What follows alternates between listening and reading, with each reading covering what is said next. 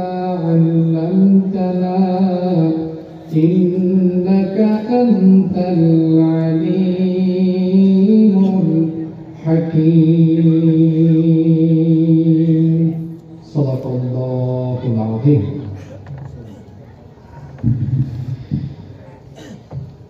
বাংলাদেশের ঐতিহ্যবাহী কুমিল্লা জেলার দাউদকান্দি উপজেলার অন্তর্গত বড় গোয়ালী দক্ষিণপাড়া তালুকদার বাড়ি জামে মসজিদ ও এলাকাবাসীর যৌথ উদ্যোগে আয়োজিত আজকের এই তাফসীরুল কোরআন মাহফিলের মুহতারাম শ্রদ্ধাভাজন সভাপতি, বিশিষ্ট আলেমে দ্বীন, বিশিষ্ট ইসলামী চিন্তাবিদ, আমিরাবাদ দরবার শরীফ দাউদকান্দি কুমিল্লা এর সম্মানিত পীর সাহেব পীরজাদা মাওলানা মিজানুর রহমান আতালাল্লাহু উমরাহু ওয়া বারাকাল্লাহু ফি হায়াতিহি, আমরা সবাই বলি আমিন। আজকের মাহফিলের সম্মানিত প্রধান অতিথি, বিশিষ্ট ব্যবসায়ী, সমাজসেবক ও রাজনীতিবিদ জনাব সালাউদ্দিন ভুঁইয়া, আল্লাহ তাআলা তাকে দ্বীনের জন্য, কোরআনের জন্য কবুল করে নেন, আমরা সবাই বলি আমিন। মাহফিলে আমার আগে বক্তব্য রেখেছেন জনাব হযরত মাওলানা কামরুজ্জামান, বক্তব্য রেখেছেন মাওলানা রুহুল আমিন, মাওলানা গোলাম মহিউদ্দিন হাফিজাহুল্লাহ ওয়া রাআহুম, আল্লাহ তাআলা তাদেরকে হায়াতান তাইয়্যিবা, সিহহাতান কুল্লিয়া দান করেন, আমরা সবাই বলি আমিন। উপস্থিত হযরত উলামায়ে কেরাম এসেছেন, বিভিন্ন প্রতিষ্ঠানের আসাতিজায়ে কেরাম এসেছেন, বিভিন্ন মসজিদের খুতাবা এবং আইম্মায়ে কেরাম, আমার সামনে বসা পিতৃতুল্য সম্মানিত মুরব্বিয়ানে ইযাম, যুগে যুগে আল্লাহর জমিনে আল্লাহর দ্বীন প্রতিষ্ঠায় যারা অগ্রসেনানীর ভূমিকা পালন করেছেন, আমার কলিজার টুকরা প্রিয় যুবক, তরুণ এবং ছাত্র ভাইরা, পর্দার আড়াল থেকে শ্রবণরতা সম্মানিতা মা এবং বোনেরা, উপস্থিত মিডিয়ার প্রিয় কর্মী এবং সাংবাদিক ভাইরা, প্রিয় বড় গোয়ালী, দাউদকান্দি তথা আমার প্রিয় কুমিল্লাবাসী, আপনারা সবাই কেমন আছেন?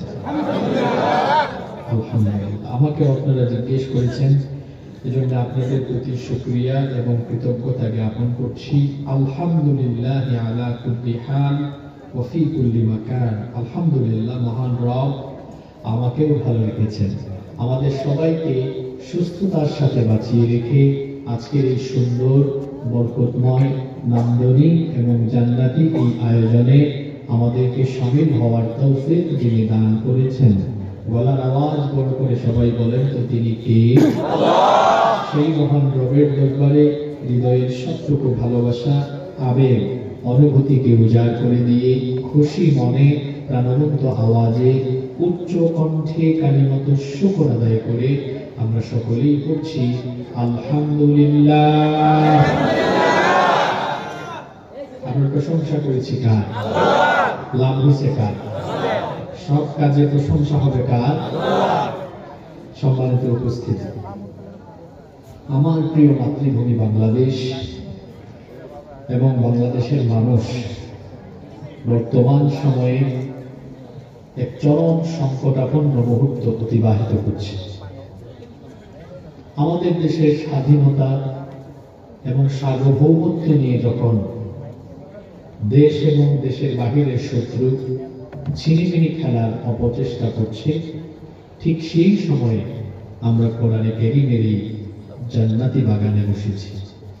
দেশের এই চরম সংকটকালীন সময়ে আজকে আমরা এমন একটি সূরার কিছু আয়াত থেকে কথা বলবো, যেখানে আমরা এই সময়ের করণীয় সম্পর্কে জানতে পারব এবং এই সময়ে আমাদের কি করা দরকার সে বিষয়ে আল্লাহর কোরআন থেকে আমরা আজকে কিছু কথা শুনব, বলি ইনশাআল্লাহ। আমি আপনাদের সামনে কোরআনে কারীমের ৮ নম্বর সূরা, সূরা আনফালের ৬৪-৬৫ এই দুইটা আয়াত থেকে আজকে কথা বলবো। যে সূরা থেকে কথা বলবো, বলেন তো সূরার নাম কি? একটু সবাই বলেন, সূরার নাম সূরা আনফাল। এই সূরাটি কোরআনে কারীমের ৮ নম্বর সূরা। জোরে বলুন তো কত নম্বর সূরা? নাম্বার সূরা। যে আয়াত থেকে আজকে কথা বলবো, আয়াত নাম্বার হলো 64 এবং 65। আপনাদেরকে একটা হোমওয়ার্ক আগে থেকেই দিয়ে রাখি। এই আয়াতগুলো আজকে গিয়ে বাড়িতে পরিবারের সবাইকে নিয়ে অর্থ সহ পড়বেন। পারবেন না ইনশাআল্লাহ? যারা ইন্টারনেটে পরবর্তীতে শুনবেন আপনাদেরকে অনুরোধ করব এই আয়াতগুলো বাড়িতে বাংলা অনুবাদ সহ পড়বেন। তখন আপনার মরা ঈমান, দুর্বল ঈমান আরো তাজা হয়ে যাবে ইনশাআল্লাহ। কোরআনে কারীম মানুষের ঈমানকে তাজা করে, ঈমানকে দুর্বল থেকে আরো শক্তিশালী করে। সুবহানাল্লাহ। চলুন আমরা কথা না বাড়িয়ে সরাসরি সওয়াবের নিয়তে কোরআনে কারীম থেকে তেলাওয়াত করি। শয়তানের ওয়াসওয়াসা থেকে পানাহ চেয়ে দয়াবান মেহেরবান আল্লাহর নামে আমরা শুরু করি। সওয়াবের নিয়তে সবাই আমার সাথে করতে পারবেন না ইনশাআল্লাহ? পড়েন আমার সাথে। আউযু বিল্লাহি মিনাশ শাইতানির রাজীম। বিসমিল্লাহির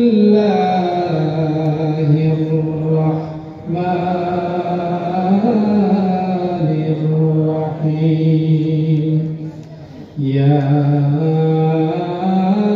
আইয়ুহান নাবিয়্যু হাসবুকাল্লাহু ওয়া মান ইত্তাবা'আকা মিনাল মুমিনিন।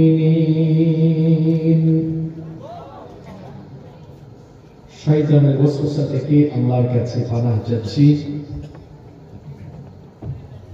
দয়াবান মেহেরবান পরম করুণাময় আল্লাহর নামে শুরু করছি। ইরশাদ হচ্ছে, ইয়া আইয়ুহান নাবিয়্যু, হে নবী, হাসবুকাল্লাহু ওয়া মান ইত্তাবা'আকা মিনাল মুমিনিন, আপনার জন্য এবং আপনার অনুসারী মুমিনদের জন্য যিনি যথেষ্ট, যিনি এনাফ, তিনি কে? আল্লাহ। আয়াতটা বোঝার চেষ্টা করুন। হে নবী, আপনি এবং আপনার অনুসারী মুমিনদের জন্য যিনি যথেষ্ট, তিনি কে? আল্লাহ।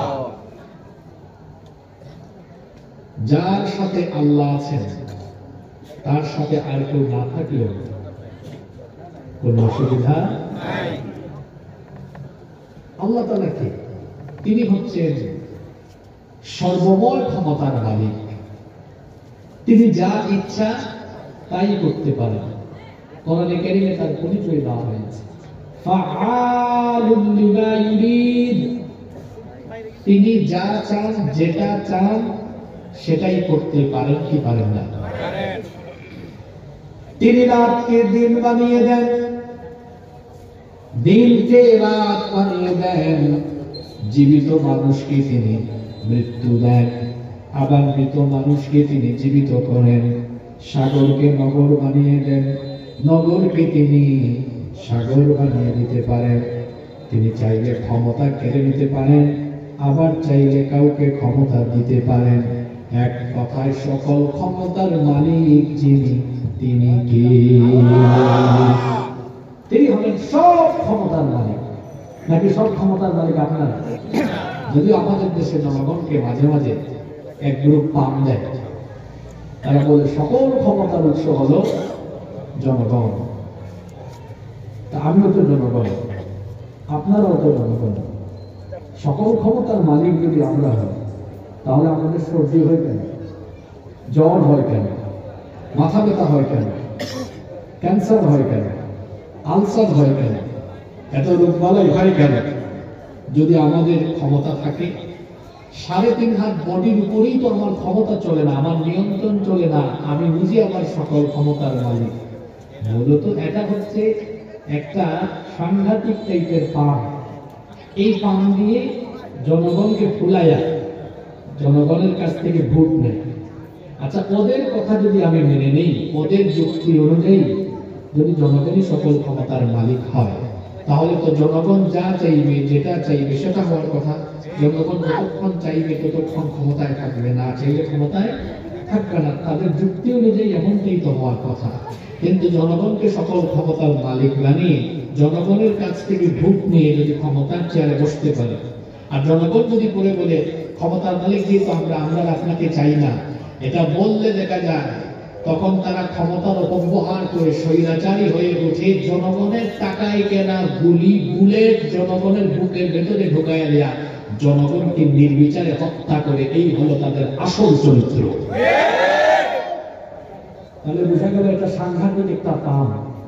এই কথার সাথে কাজের কোনো মিল। আসলে সব ক্ষমতার মালিক কি? আপনাদের বিশ্বাস হয়? আমরা তো ইমানদার, আমাদের তো এটা বিশ্বাস হবে। আর আমরা তো আল্লাহর উপর ভরসা করি। আল্লাহ কি বলেছেন? ওয়ালাল্লাহি ফালইয়াতাওয়াক্কালিল মুতাওয়াক্কিলুন। মুমিনরা ভরসা করবে কার উপরে? আল্লাহ বলছেন নবী আপনি আর আপনার অনুসারী মুমিনরা যেন অভয় থাকে, নির্ভয় থাকে, কারণ তাদের সাথে কে আছেন? আল্লাহ। যার সাথে আল্লাহ আছেন, এই কথাটা শক্তি কতখানি বোঝে না। যার সাথে আল্লাহ আছে তাদেরকে মোকাবেলা করার শক্তি পৃথিবীর কারো। ওই যে আমাদের জাতির পিতা, জাতির পিতা কে? দেখেন 15 বছর গুতা খাইয়া ঠিক মতো এটাও বলতে পারে না। জাতির পিতা কে? তিনি কি নিজে নিজে হয়েছেন? আল্লাহ তাআলা বললেন মিল্লাতা আবিকুম ইব্রাহিম,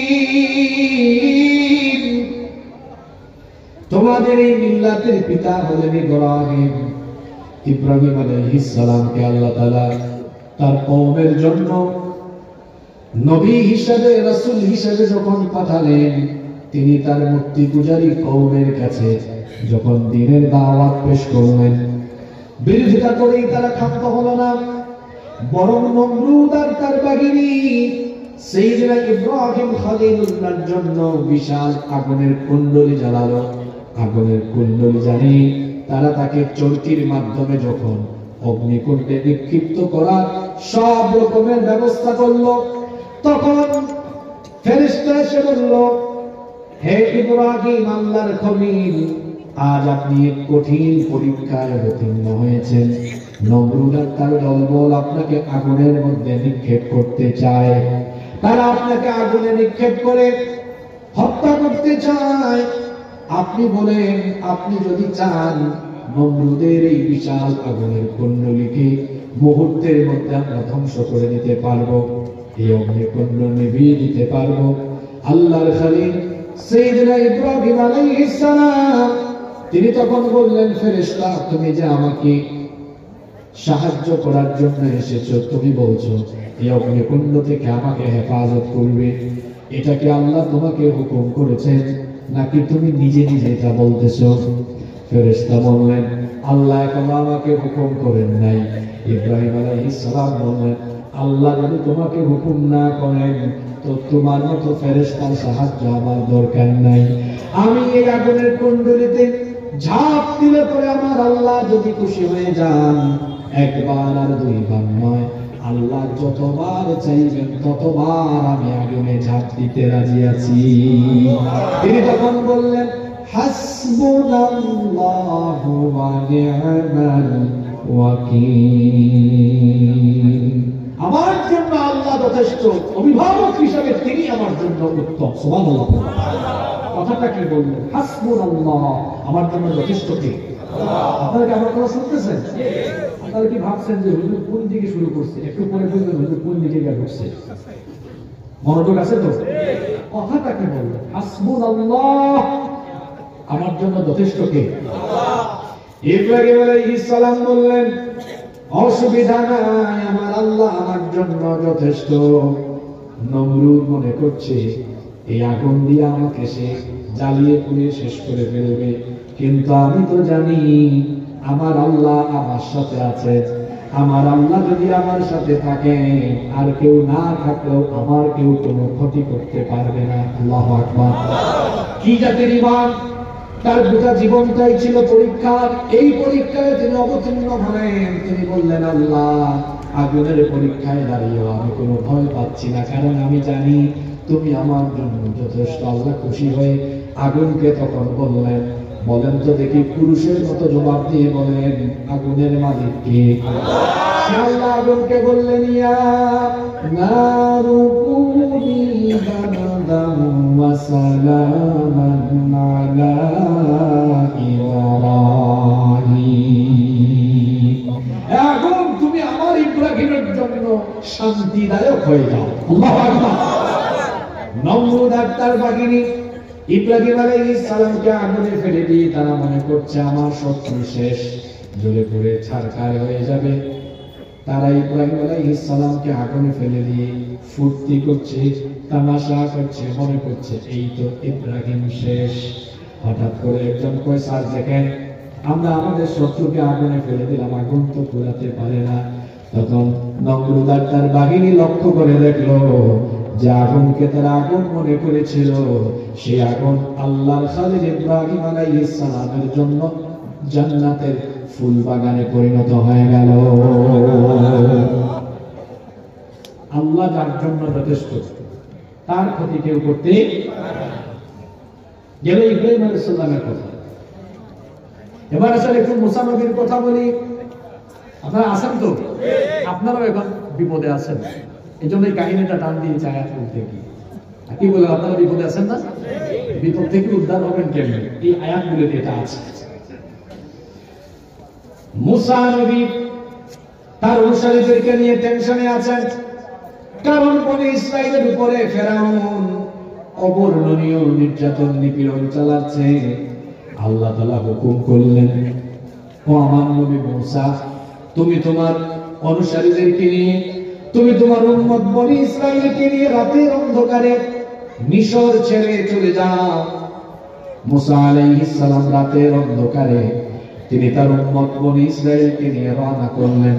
এই খবর ফেরাউনের কানে চলে গেল। ফেরাউন তার দলবল সহ মুসা নবী আর বনি ইসরাইলকে তারা পেছন থেকে ফলো করতে লাগলো। মুসা আলাইহিস সালাম তার অনুসারীদেরকে নিয়ে যেতে যেতে পথ চলতে দিনের বেলা, সকালবেলা একেবারে লোহিত সাগরের সামনে চলে গেলেন। এখন তাদের সামনে সাগর, হঠাৎ করে দেখলেন পিছনে চলে এসেছে ফেরাউনের বাহিনী। সামনে সাগর, পিছনে ফেরাউনের বাহিনী। সামনে গেলেও মরণ, পিছনে গেলেও। বনি ইসরাইলের লোকেরা তখন মুসা নবীকে বলল, ও মুসা, কি বুঝে তুমি আমাদেরকে এখানে নিয়ে আসলা? জানি না এমন কঠিন মুসিবতে পড়ে গেলাম, সামনে গেলেও মরা লাগবে, পিছনে গেলেও মরা লাগবে, কোথায় আমাদেরকে নিয়ে আসলাম? সবাই হতাশ। সেই সময় মুসা নবী বললেন, কাল্লা ইন্না মাইয়া রাব্বি সায়াহদিন।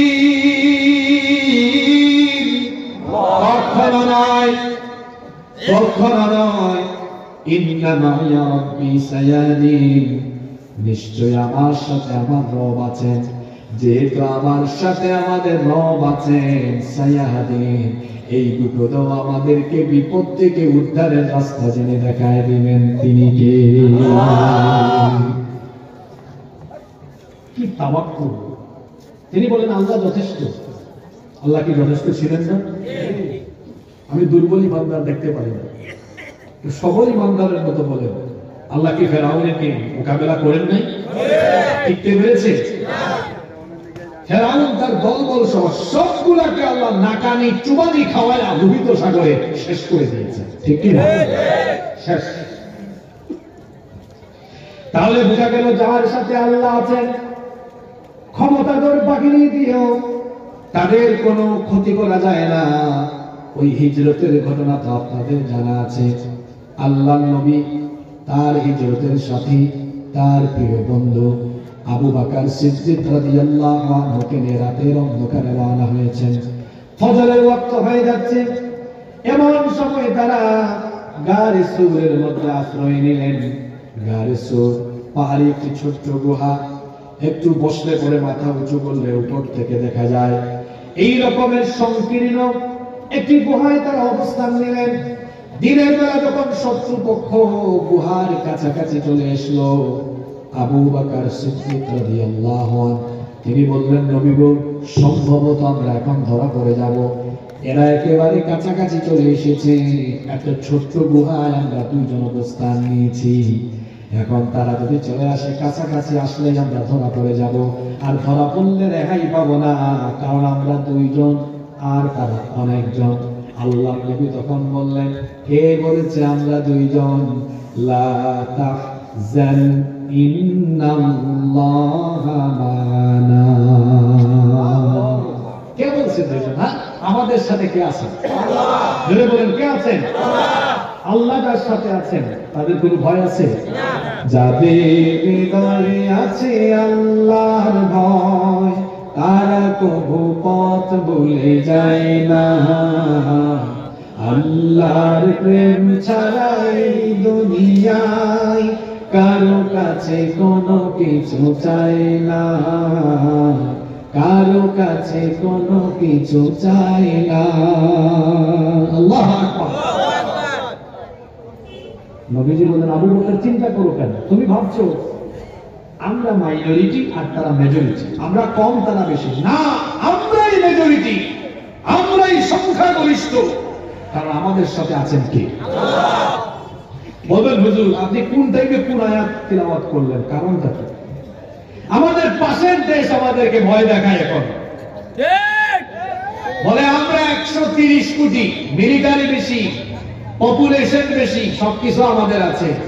আমরা তাদেরকে বলবো, তোমাদের সব আছে, কিন্তু একটা জিনিস তোমাদের নেই, যেটা আমাদের আছে।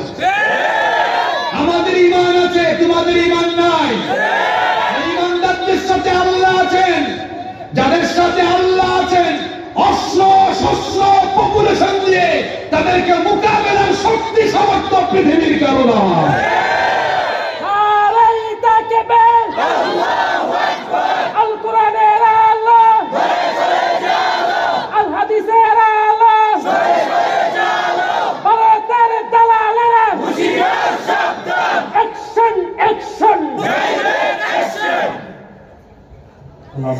কবুল করুন। মনে মনে চিন্তা করতেছি, আমি দুই আয়াতের আলোচনা করবো। আমার ভাই এক আয়াতেই বসা থেকে দাঁড়ায় গেছেন, তো পরের আয়াত তো আরো ডেঞ্জারাস, আপনি আবার লাভ পাইলেন না। এখন প্রথম আয়াতটা করেছে, দ্বিতীয় আয়াতে আপনাদের জন্য আরো উৎসাহ উদ্দীপনামূলক কথা আছে। আল্লাহ বললেন, ইয়া আইয়ুহান নাবিয়্যু হাসবুকাল্লাহু ওয়া মান ইত্তাবা'আকা মিনাল মুমিনিন। হে নবী, আপনি এবং আপনার অনুসারী মুমিনদের জন্য আল্লাহ যথেষ্ট। যার সাথে আল্লাহ আছেন তার সাথে কেউ না থাকলেও অসুবিধা নাই। যাদের সাথে আল্লাহ থাকেন তাদেরকে মোকাবেলা করার কোনো শক্তি বা সামর্থ্য কারো নাই। যার সাথে আল্লাহ থাকবেন, যার পক্ষে আল্লাহ দাঁড়িয়ে যাবেন, তাকে আর কেউ মোকাবেলা করতে পারবে না। যেমন দেখুন, বদরের যুদ্ধের কথা আমরা জানি। বদরের যুদ্ধে মুসলমানদের সংখ্যা ছিল কম না বেশি? জোরে বলেন, বদরের যুদ্ধে মুসলমানদের সংখ্যা ছিল কম না বেশি? সংখ্যায় আমরা ছিলাম মাত্র 313, আর কাফিরের সংখ্যা ছিল কত? 3000 না বাবা, কাফিরের সংখ্যা ছিল 1000। মুসলমান যুগে যুগে কালে কালে সংখ্যা দিয়ে বিজয়ী হয় নাই, কোয়ান্টিটি দিয়ে মুসলমান কোনোদিনও যুদ্ধে বিজয়ী হয় নাই, বরং মুসলমান যুদ্ধে বিজয়ী হয়েছে তার কোয়ালিটি দিয়ে। জোরে বলেন, কি দিয়ে? বলবেন, হুজুর সেই কোয়ালিটির নাম কি? উত্তর হলো, সেই কোয়ালিটির নাম হলো ঈমান, আল্লাহর উপর তাওয়াক্কুল, আল্লাহর প্রতি অবিচল ঈমান। আল্লাহর প্রতি অবিচল ঈমান থাকার কারণে দৃঢ়তা তাদের মধ্যে ছিল, অবিচলতা তাদের মধ্যে ছিল, যার কারণে এই ঈমানি কোয়ালিটি থাকার কারণে তাদেরকে যিনি সরাসরি সাহায্য করে বিজয়ী করে দিয়েছেন, জোরে বলেন তিনি কে? আল্লাহ। এই কথা আল্লাহ কোরআনে কিভাবে বলছেন শুনেন। কোরআনুল কারীমের 3 নম্বর সূরা সূরা আলে ইমরানের 123 নম্বর আয়াতে আল্লাহ তাআলা বলছেন ওয়ালাকাদ নাসারাকুমুল্লাহু বিবাদরিন ওয়া আনতুম আযিল্লাহ ফাত্তাকুল্লাহা লাআল্লাকুম তাশকুরুন। আল্লাহ তাআলা বলছেন আর অবশ্যই আল্লাহ তোমাদেরকে বদরে সাহায্য করেছেন যখন তোমরা ছিলে হীনবল, তোমাদের সংখ্যা ছিল কম, কম হওয়া সত্ত্বেও তোমাদেরকে যিনি সাহায্য করেছেন, জোরে বলেন তিনি কে? আল্লাহ। প্রশ্ন হতে পারে সংখ্যায় কম থাকা সত্ত্বেও কিভাবে তারা যুদ্ধে বিজয়ী হয়ে গেল? সংখ্যায় কম থাকা সত্ত্বেও তারা এই কারণে বিজয়ী হয়েছিল যে তাদের মধ্যে কোয়ালিটি ছিল।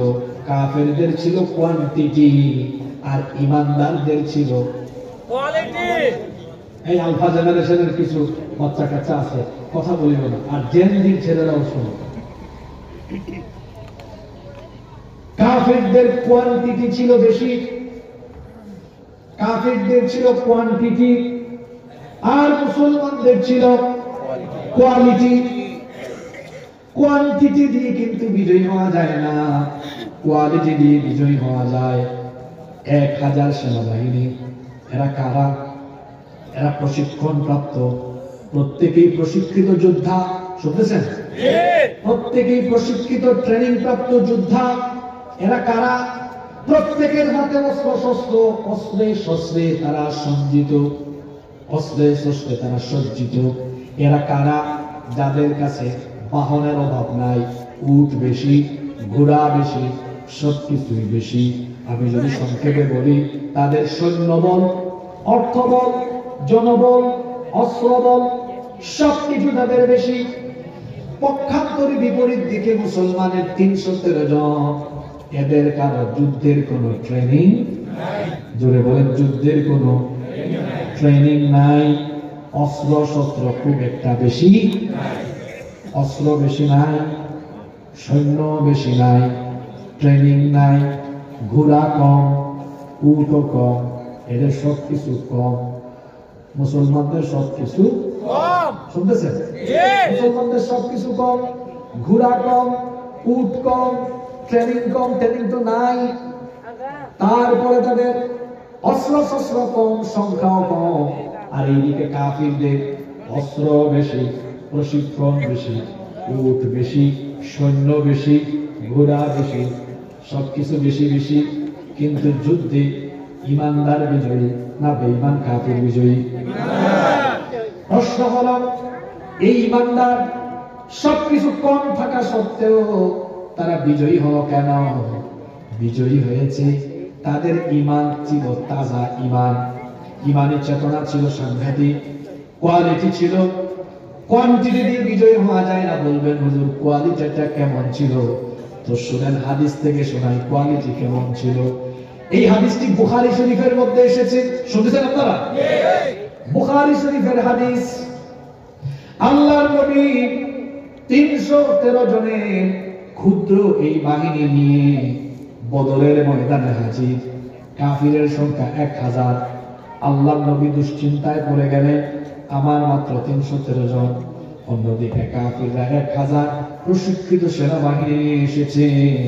আবার যুদ্ধের ময়দানে যারা মুখোমুখি, যুদ্ধটা বড় কঠিন, কারণ এখানে মুখোমুখি বাপ বেটা, বাপ ছেলে, চাচা ভাতিজা, আপনজনের মুখোমুখি।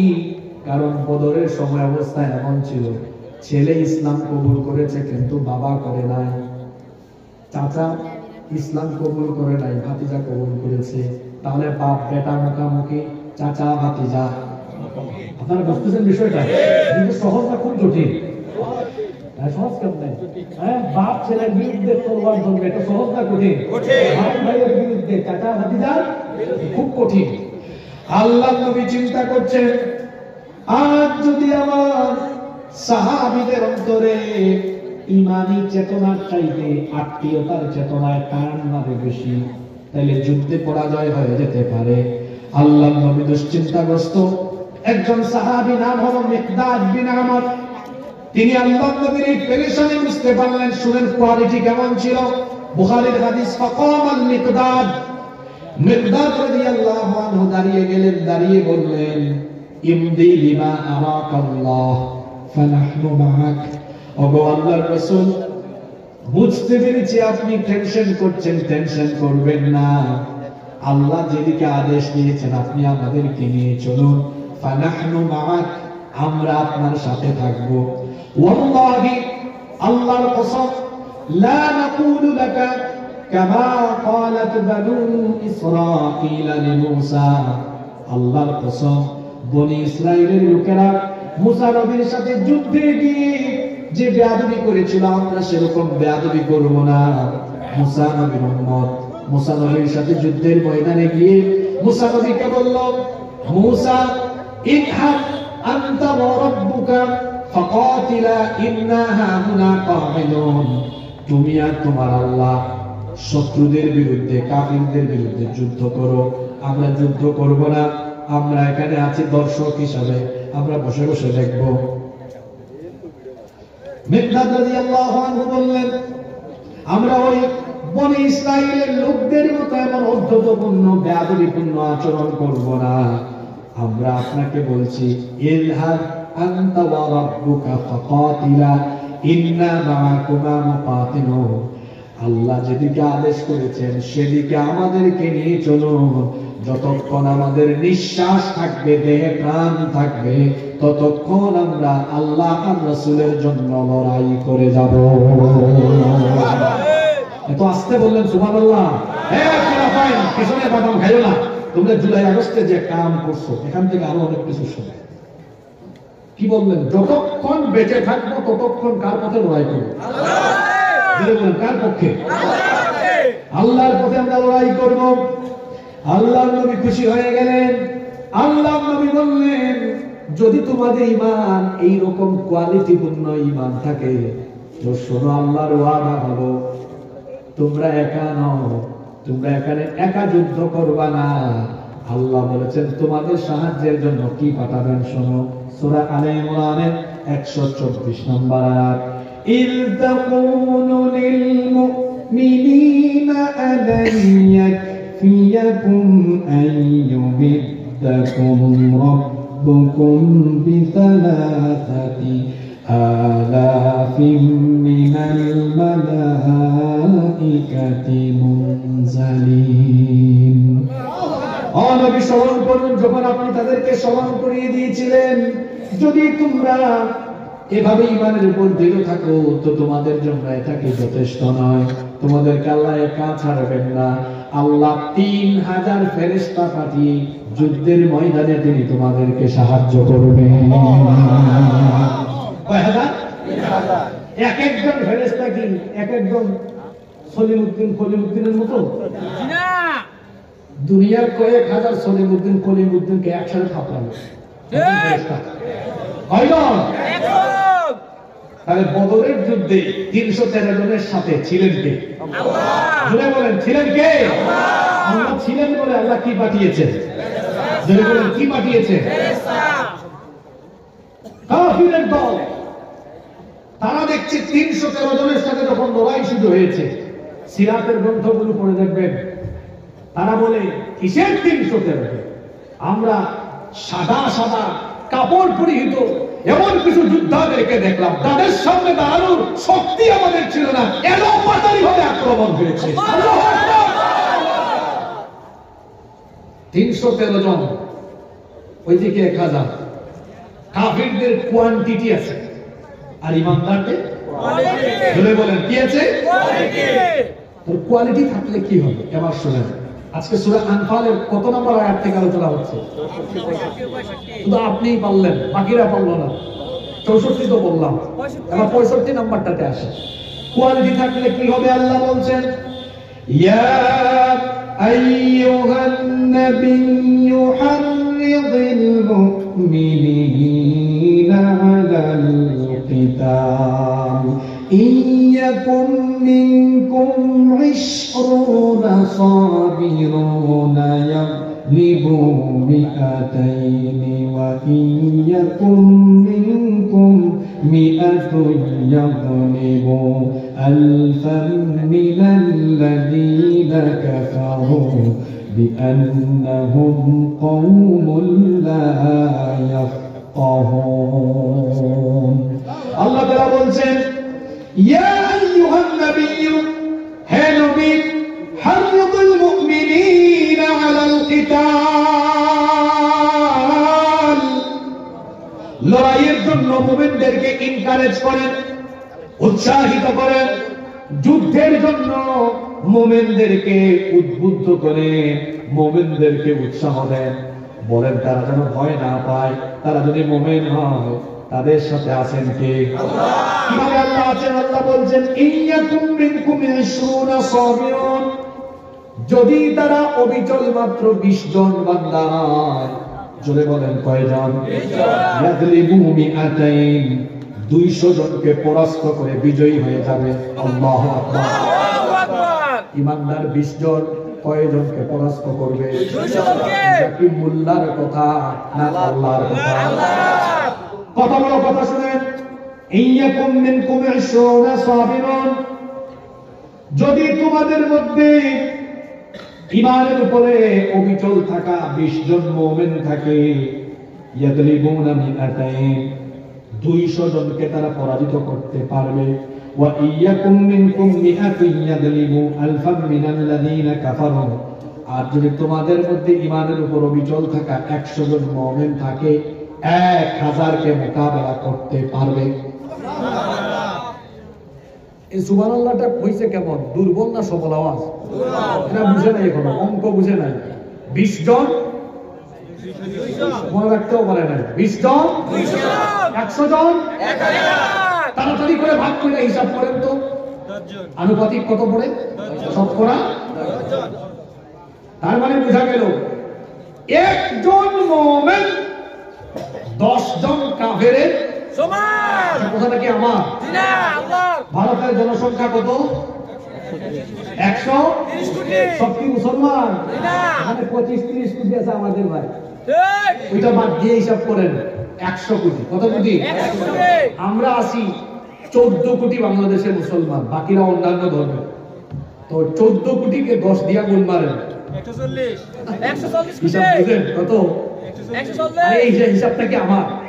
এই হিসাব দেখাইছেন কে এখানে? আল্লাহ। 14 কোটি গুণ 10 কত? 140। কি মনে করো 100 কোটি নিয়ে 14 কোটির মোকাবেলায় দাঁড়িয়ে থাকতে পারবে না? ফুটকার দিয়ে তোমরা উড়ে যাবে।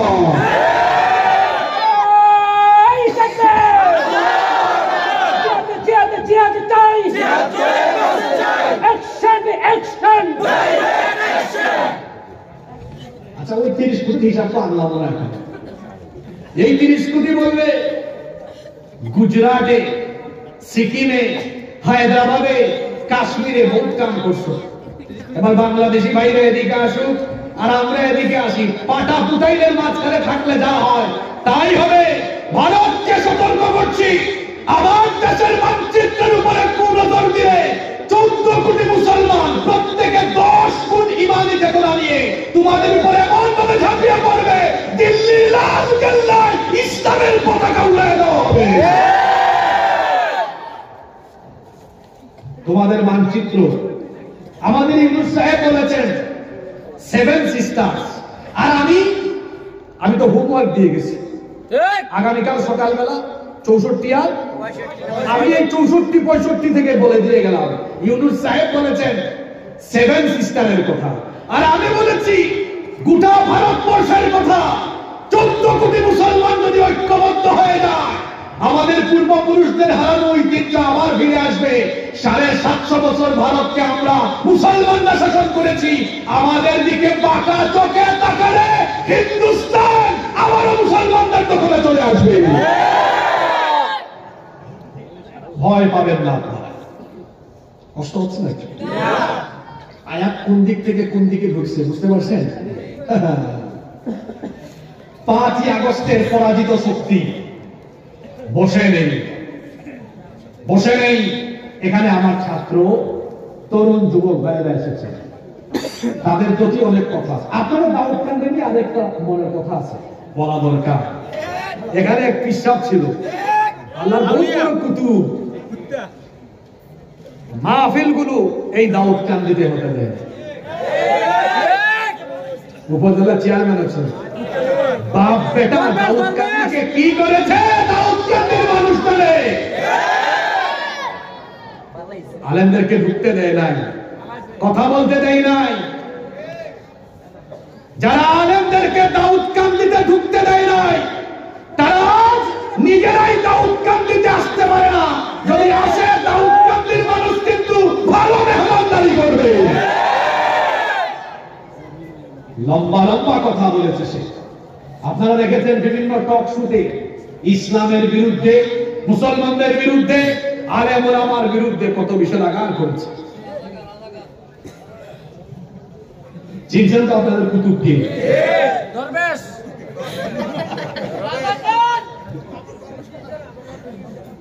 আপনারা বলবেন না, আমি বলবো? আমারে বলতে দিবেন তো? ঘুমাই গেছেন নাকি? খারাপ লাগে? ভালো লাগে? একজন মুসলমান কয়জন কাফেরের মোকাবেলায়? কয়জন? এটা আসবে না, এটা আসবে তখন ভিতরে কি থাকলে? যার ভিতরে ঈমান নাই ও কাঁপাকাঁপি করে। যে আল্লাহকে ভয় করে তাকে তামাম দুনিয়া ভয় করে, আর যে আল্লাহকে ভয় করে না তাকে সবাই ভয় দেখাতে পারে। তারা মনে করছে আমরা তাদের সেবা দাস। গত 15 বছর তারা বাংলাদেশকে তাদের অঙ্গরাজ্যের মতো ব্যবহার করছে। তাদের সেবা দাসদেরকে, তাদের গোলামদেরকে এই দেশে ক্ষমতায় মসনদে বসিয়ে রেখে তারা বাংলাদেশকে লুটে পুটে চেটে পুটে খেয়েছে। আমার দেশে বিদ্যুৎ যদি ভারত থেকে আমদানি করতে হয়, বাংলাদেশের মানুষ কত বিপদে পড়বে। এই ছাত্ররা শোনো, তোমাদের উদ্দেশ্যে এগুলো বলি, আমার বুড়া বাবারা এগুলো না বুঝতে হবে, তোমাদেরকে বুঝতে হবে। শত্রুর হাতে কখনো দেশের গুরুত্বপূর্ণ জিনিস তুলে দিতে নাই। আচ্ছা বলেন তো, আমাদের দেশের আর আমাদের দেহের এই শরীরের মূল অংশ কোনটা? যেটা না থাকলে দেহের কোনো না না, যেটা না থাকলে মাথাও চলবে না, সব ওকে। সেটা কি? না না, আরে এত সহজ বিষয় বলতে পারলেন না। আত্মা ছাড়া, রুহ ছাড়া দেহের কোনো দাম আছে? আচ্ছা, যখন আত্মা রুহ চলে যায় তখন আমরা তাকে আর নাম ধরে ডাকি? যে জিনিস থাকলে মানুষ থাকে, প্রাণ থাকে, ওটার নাম কি? জোরে বলেন।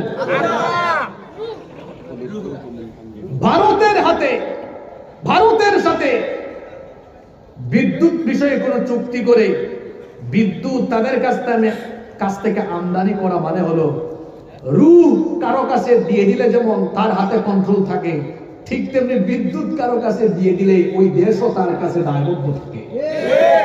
এই কথাটা কেন বললেন? কারণ বিদ্যুৎ হলো একটা দেশের, রাষ্ট্রের, সভ্যতার প্রাণ। আপনার দেশের অফিস, আদালত, কলকারখানা, ফ্যাক্টরি, ইন্ডাস্ট্রি সবকিছু কিসে চলে? কিসে চলে? ওখানে কি কাম করবে বুঝতে পারছেন তো? এজন্য আমরা সবসময় বলি এই কথা, ভারত যার বন্ধু তারা শত্রু। আপনারা বলেন, ওরা কি আমাদের সাথে বন্ধুত্বপূর্ণ কোন আচরণ করে?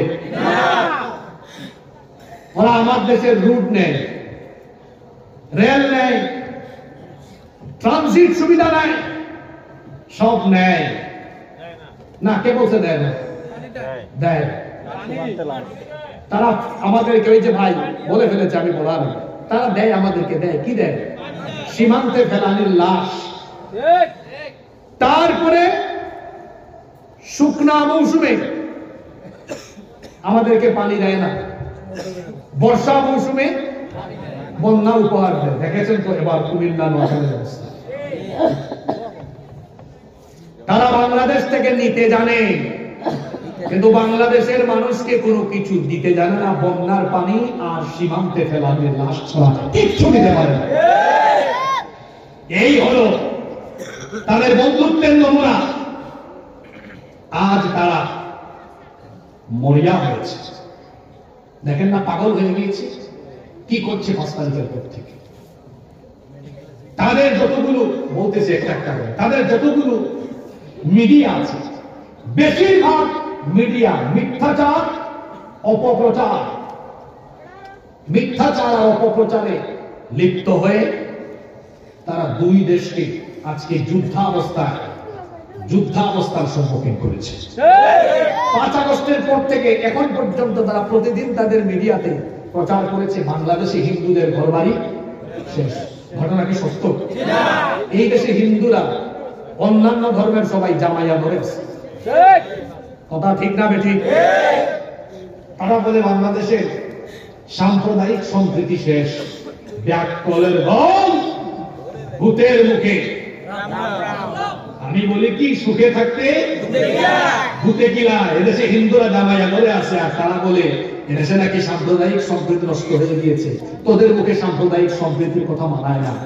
পৃথিবীতে তোদের মতো জঙ্গি আর সন্ত্রাসী আর কেউ নেই।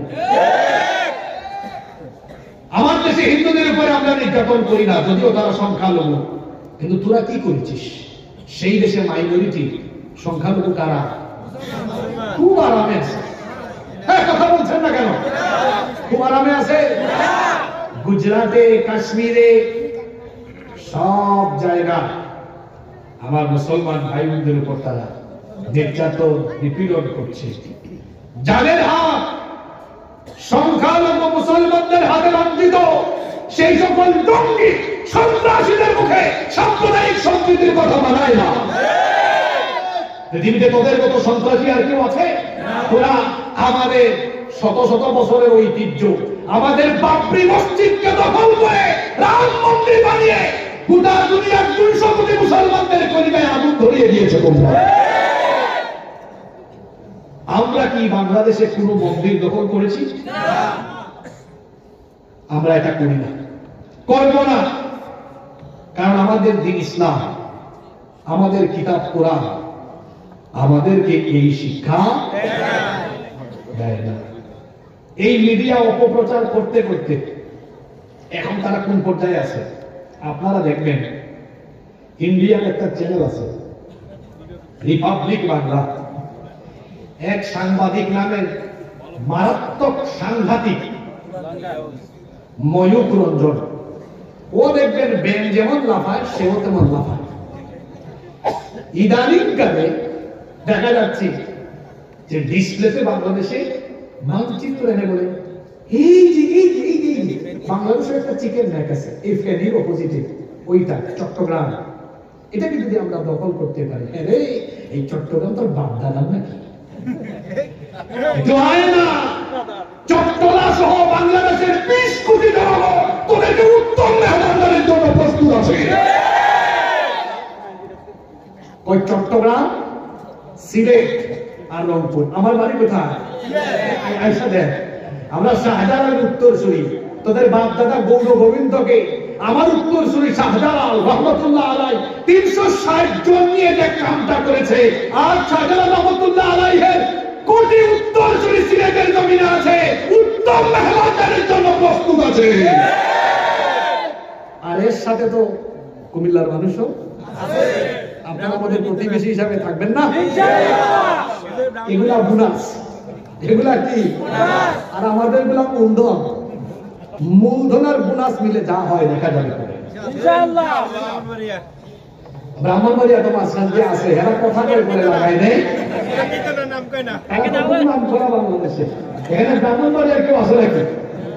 আগে দাওলে নামে, হ্যাঁ মহিলারা দাওলে নামে, এটা নিত না। সম্মানিত ভাইরা, এখন তারা ইসকন দিয়ে বাংলাদেশকে অস্থিতিশীল করার চেষ্টা করে। কষ্ট হচ্ছে নাকি আপনাদের? আমি যে কথাগুলো বলতেছি আপনারা কি বেদা? ইসকন এটা কি? এটা একটা জঙ্গি সংগঠন। বিশ্বের অনেকগুলো দেশে এই ইসকনের কার্যক্রম সম্পূর্ণ।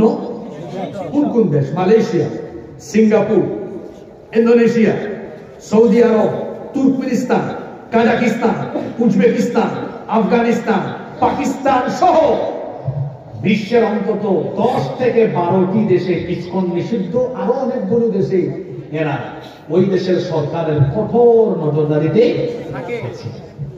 শুধুমাত্র ভারত, ইউরোপ আমেরিকার কিছু দেশে এরা কার্যক্রম ওপেনলি চালাতে পারে। একটা আশ্চর্যের কথা শোনাই আপনাদেরকে। এই ইসকনের হেডকোয়ার্টার হলো পশ্চিমবঙ্গের নদিয়া জেলার মায়াপুরে, কিন্তু এই সংগঠন প্রতিষ্ঠা ভারতে হয় না, হয়েছে মার্কিন যুক্তরাষ্ট্রের নিউ ইয়র্কে। এই সংগঠন যে প্রতিষ্ঠা করেছে তার নাম হলো অভয় চরণারবিন্দ ভক্তি বেদান্ত স্বামী প্রভুপাদ। কি লম্বা নাম তার! এই যে তার নামে স্বামী প্রভুপাদ আছে, লাস্টে প্রভুপাদ। এই প্রভুপাদের পাদ অংশ বাদ দিয়ে ওই প্রভু অংশ তার অনুসারীরা ওখান থেকে ধার করে ওইদিকে নিষ্পত করেছে। এজন্য দেখবেন তার ওদের অনুসারীদের অনেকের নামের শেষে প্রভু আছে। এই যেটারে ধরছে যে জঙ্গিকে, এর নামের শেষেও আছে চিন্ময় প্রভু। ওই যে প্রভুপাদের পাদ বাদ দিয়ে রাখছে কি ইসকনের পুরো নাম হলো international society for Krishna consciousness, যার বাংলা হলো আন্তর্জাতিক কৃষ্ণ ভাবনামৃত সংঘ। এদের মূল চেতনা হলো পৃথিবীকে মুসলমান মুক্ত করো। তাদের কাছে প্রাণী হত্যা মহাপাপ, কিন্তু মানুষ হত্যা মহাপুণ্যের কাজ। গুজরাটে, হায়দ্রাবাদে, সিকিমে, কাশ্মীরে কি করেছে আপনাদের জানা আছে? হে ইসকনওয়ালা, তোরা কি বাংলাদেশকে গুজরাট ভেবেছিস? এটা গুজরাট নয়, সিকিম, হায়দ্রাবাদ বা কাশ্মীর নয়। এখানে যদি আরএসএস আর ইসকনের গুন্ডারা গুন্ডামি করতে চায়, 20 কোটি মুসলমান একদম ভাঙা জবাব দিবে। এরা যে সন্ত্রাসী, এদের কার্যক্রমে প্রমাণ হয়েছে। চট্টগ্রামে আমার ভাই অ্যাডভোকেট সাইফুল ইসলাম আরিফকে কুপিয়ে কুপিয়ে যারা নির্মমভাবে হত্যা করেছে, এই ভিডিও ফুটেজ আপনারা দেখেছেন। এদেরকে কি মানুষ বলা যায়? এরা জঙ্গি। এরা কি? এরা জঙ্গি, এরা সন্ত্রাসী। আমরা সরকারকে বলবো, আইন শৃঙ্খলা বাহিনীর মাধ্যমে দ্রুত প্রত্যেকটি আসামিকে গ্রেফতার করে দ্রুত ট্রাইব্যুনালে বিচার সম্পন্ন করে প্রত্যেক আসামিকে ফাঁসির কাস্টে ঝুলাতে হবে। এবং এই জঙ্গি তৎপরতায় সন্ত্রাসী কাজে লিপ্ত থাকার কারণে এই ইসকন নামক সন্ত্রাসী সংগঠনকে বাংলাদেশে অবশ্যই নিষিদ্ধ করতে হবে। যদি কোন রাজনৈতিক দল ইসকনের পক্ষে সাফাই গায়, বাংলাদেশের জনগণ এই দেশে তাদের রাজনীতি কেন্দ্রে করে সেটা বাংলাদেশের মানুষ দেখে দেবে। সম্মানিত ভাইরা, এরা এত খারাপ, এত বড় জঙ্গি। আগরতলায় আমাদের বাংলাদেশি উপ হাই কমিশনে তারা হামলা চালিয়েছে। একটা দেশের উপ হাই কমিশনে হামলা চালানো মানে ওই দেশের অস্তিত্বের উপরে হামলা করা। তারা তাদের দেশে কূটনৈতিক নিরাপত্তা